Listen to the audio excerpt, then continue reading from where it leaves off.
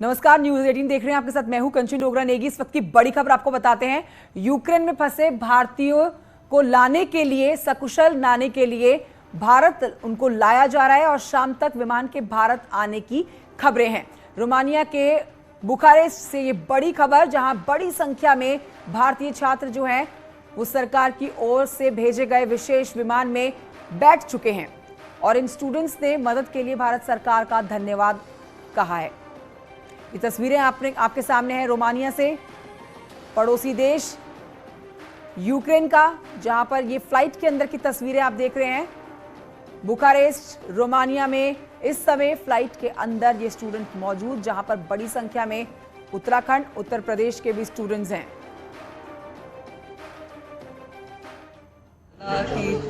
की पे अटैक हो गया है। नेक्स्ट डे ही हमें पहली मतलब सुबह ही इवैक्यूएट कर लिया गया, thanks to Indian embassy Ukraine में, रोमानिया में, और हमारी इंडियन गवर्नमेंट का, जिस यूनिवर्सिटी जिसके थ्रू हम आए हैं, एमडी हाउस, उनके कंसल्टेंट का थैंक यू। तो ये सिचुएशन का हमें पता चला है, हमारी एम्बेसी और हमारी यूनिवर्सिटी कॉन्स्टेंटली हमारे टच में है और उन्होंने हमें पूरा सपोर्ट किया है यहाँ तक आने के लिए। और आज भी जब हम आ रहे थे तो हमारे साथ पूरी सिक्योरिटी थी, चेन्नई से निकलने तक, और बॉर्डर क्रॉस करके हम लोग को वीज़ा और इमिग्रेशन का सारा प्रोसेस उन लोगों ने करके दिया है। हमें फूड और वाटर और सब प्रोवाइड किया गया है और बहुत अच्छे से हमें यहाँ तक लाया गया है। और यहाँ आने के बाद तुरंत ही हमें एम्बेसी कलेक्ट करने आ गई थी और उन्होंने भी हमें पूरा सपोर्ट किया है और बहुत अच्छे से यहाँ तक लाए हैं।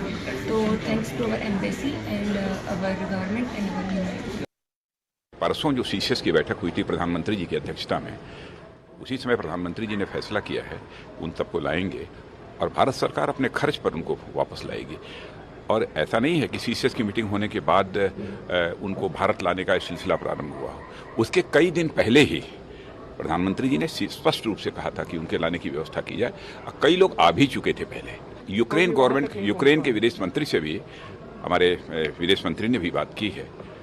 लगातार उनको सुरक्षित यहाँ पर लाने की व्यवस्था चल रही है। तो रक्षा मंत्री राजनाथ सिंह को आप सुन रहे थे। अब बढ़ रहे हैं आगे। इस वक्त की बड़ी खबर लखनऊ से आ रही है, जहां पर यूक्रेन से लौटने वाले तमाम यूपी के जो स्टूडेंट्स हैं उनको योगी सरकार की तरफ से एक बड़ा फैसला उनके लिए लिया गया है।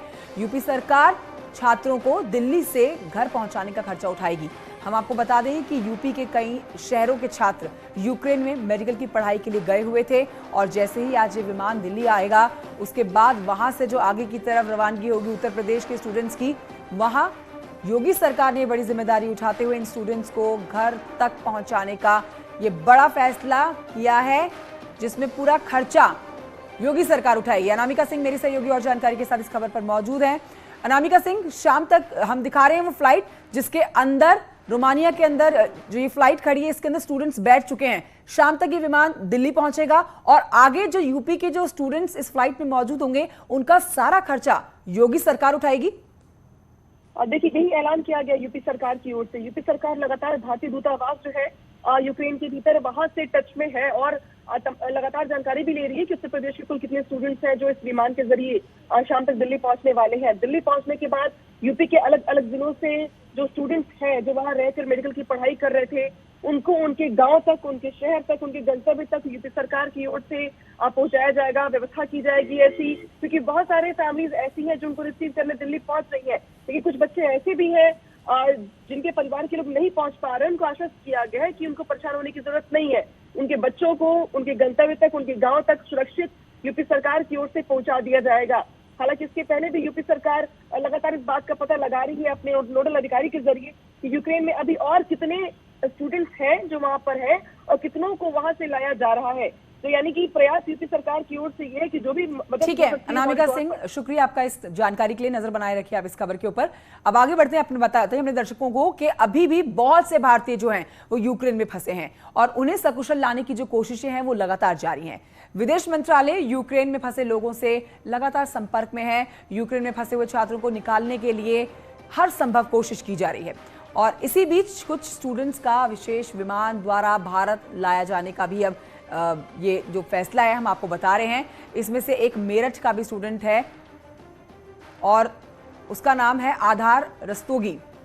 घर वापसी पर आधार के घर में जश्न का माहौल बना।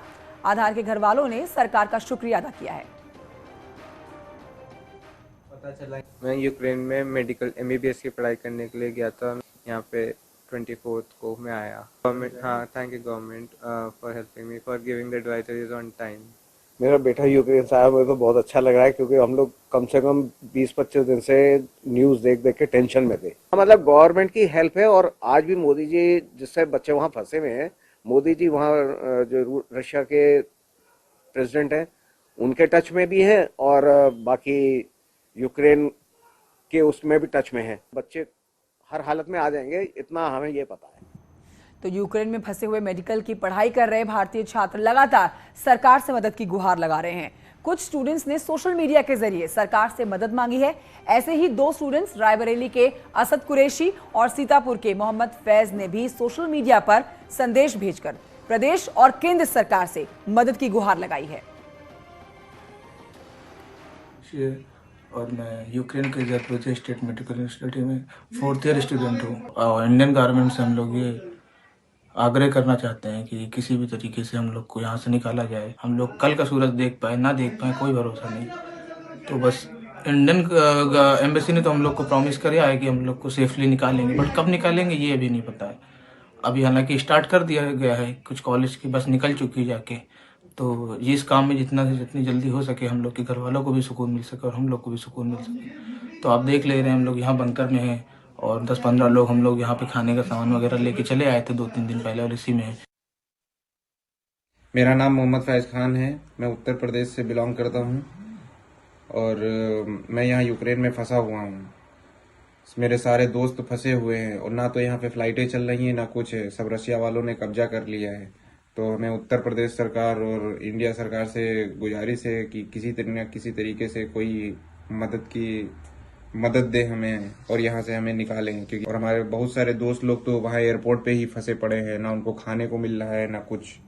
तो ऐसे बहुत से स्टूडेंट्स हैं जो भारत सरकार के ऊपर मदद की नजर लगाए हुए हैं। कानपुर देहात की तरफ चलते हैं जहां के सिकंदरा इलाके की एक छात्रा और अमेठी का एक छात्र भी यूक्रेन में फंसा हुआ है। इन स्टूडेंट्स ने सोशल मीडिया पर वीडियो वायरल कर भारत सरकार से मदद की गुहार लगाई है। उत्तर प्रदेश रायबरेली में ये पास में ही ये कस्बा है। तो हम लोग यहाँ पे फ़िलहाल यूक्रेन में फंसे हुए हैं और यहाँ पे अभी कल ही कीव में, लवीव में और हमारे यहाँ इवानो फ्रैंकिस में भी हमला हुआ है। हम लोगों के एयरपोर्ट को बर्बाद किया जा रहा है ताकि यहाँ से कोई हेल्प ना मिल पाए इवानो को और ना ही पूरे यूक्रेन को। और सबसे मेन बात यह है कि हम लोग पिछले 1 हफ्ते से परेशान हैं और ना ही यहाँ की गवर्नमेंट ना ही इंडिया की गवर्नमेंट कुछ नहीं कर रही हम लोगों के लिए। और हम लोगों ने काफ़ी न्यूज़ चैनल पे भी सब कुछ दे रखा है ताकि चीज़ें पूरे इंडिया में फैल जाए और ताकि सबको। हेलो, मेरा नाम जानवी कटियार है और मैं कानपुर उत्तर प्रदेश से हूँ, सिकंदरा से। और यहाँ पर सिचुएशन इतनी क्रिटिकल है कि हम लोग यहाँ पे शेल्टर्स पे जाके बैठते हैं रात में, क्योंकि सब यहाँ पे डरे हुए हैं और माहौल भी बिल्कुल अच्छा नहीं है। तो जो यहाँ का कीव, खारकीव, ओडिशा, चेरनोबिल, ये सब जो सिटीज़ हैं ये बॉर्डर के थोड़ा आउटर ही थी, तो इनको ज़्यादातर अटैक किया है इन्होंने। पर हमारा जो बॉर्डर है वो पोलैंड से है, थोड़ा सा अटैच, कि हम लोग वेस्ट साइड हैं और हम लोग थोड़ा सा सेफ हैं। तो आज इन बच्चों का इवैक्यूएशन है। बोला तो जा रहा है कि हमारा कल होगा, पर मेरी PM मोदी जी से यही गुजारिश है और जो हमारे रक्षा मंत्री हैं कि यहाँ के बच्चों को जल्दी से जल्दी निकाला जाए, क्योंकि यहाँ डर का माहौल तो है, कभी भी किसी भी टाइम कुछ भी हो रहा है और हमें पता नहीं चल रहा। धीरे धीरे सारा फूड खत्म हो रहा है तो कुछ भी प्रॉब्लम हो सकती है बच्चों को। तो अब आपको बताते हैं दिल्ली में यूक्रेनी दूतावास के बाहर से बहुत ही दुखद तस्वीरें सामने आई है। रूस के हमले में मारे गए लोगों को यहां रहने वाले यूक्रेनी छात्रों ने श्रद्धांजलि दी है। यूक्रेनी दूतावास के बाहर कैंडल जलाकर हमले में जान गंवाने वालों को सलाम किया गया। साथ ही उनकी याद में कुछ तस्वीरें भी दीवार पर चस्पा की गई हैं।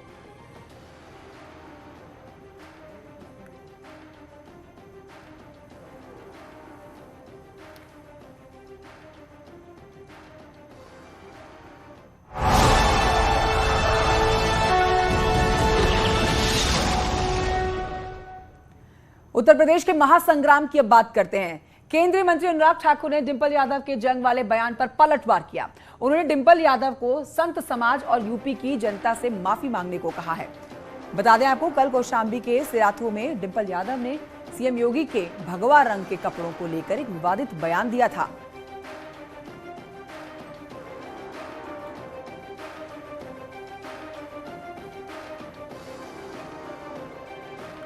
तो ये कल की तस्वीरें आपके सामने, जहां सिराथू में डिंपल यादव, अखिलेश यादव की धर्मपत्नी, जिन्होंने मुख्यमंत्री योगी के कपड़ों पर तंज कसा और एक विवादित बयान दे दिया। पूरी तरह से इस मामले पर चौतरफा घिरी हुई हैं डिंपल यादव। सुनाएंगे आपको उनका बयान भी। हालांकि ये भी बता देते हैं कि अखिलेश यादव ने अपनी पत्नी डिंपल यादव का बचाव किया है और जो बात उन्होंने कही थी उसको सही ठहराया है। बहरहाल आपको बताते हैं, इस बीच चौतरफा हमलों से घिर चुकी हैं इस समय डिंपल यादव, और अनुराग ठाकुर ने तो बयान जारी करके माफी मांगने के लिए कहा है उन्हें। अचानक से डिंपल जी प्रकट होती हैं और वो जंग लगी हुई बात करती हैं।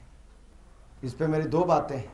जो ज़्यादा देर तक ना चले, दिखे, सब कुछ हो, जंग उसको लगता है, और 5वें चरण में कौन प्रकट हुआ तो आपको पूछना चाहिए कि जंग किसको लगा था।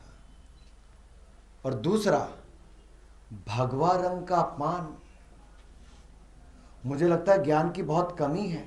मैं इसलिए कहता हूं कि अपने उन शब्दों को डिंपल जी को वापस भी लेना चाहिए और उत्तर प्रदेश नहीं, पूरे समाज से, संत समाज से विशेष तौर पर माफी मांगनी चाहिए।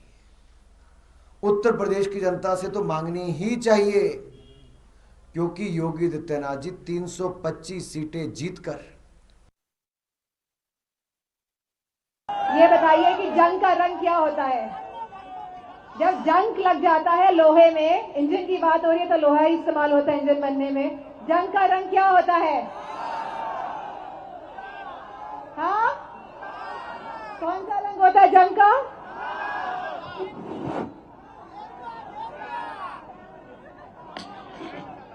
मुझे लगता है जिस रंग के हमारे मौजूदा मुख्यमंत्री कपड़े पहनते हैं उसी रंग का होता है। तो ऐसे जंग वाले इंजन को हटाने का समय आ गया है और यूपी को वापस पटरी में लाने का समय आ गया है। ये बताइए कि जंग का रंग क्या होता है। तो आपने डिंपल यादव को सुना। अब आपको बताते हैं कि अखिलेश यादव न्यूज 18 से खास बातचीत में डिंपल यादव के बयान को लेकर सफाई दी है। अखिलेश ने कहा कि डिंपल ने जो कुछ भी कहा उसमें कुछ गलत नहीं है। डिंपल ने भी एक बात कही कि जो रंग पहनते हैं वो जंग लगा कपड़ा है, जंग का रंग है। नहीं, जंग का किसी भी रूप में ले सकते हैं। उन्होंने जो रंग के लिए कहा और रंग के लिए कहा तो उसमें क्या खराब बात कही। बीजेपी को क्यों नाराजगी होनी चाहिए जब लाल रंग को, खून के रंग को, दोस्ती के रंग को, प्रेम के रंग को, देवी देवताओं के जोड़े के रंग को, ये क्या कह रहे थे? लाल रंग के बारे में इनकी क्या भाषा का इस्तेमाल था? और इसी के साथ एक छोटे से ब्रेक के लिए रुकना होगा, कहीं मत जाइए, जल्द लौट रहे हैं। इस न्यूज हेडलाइंस के प्रायोजक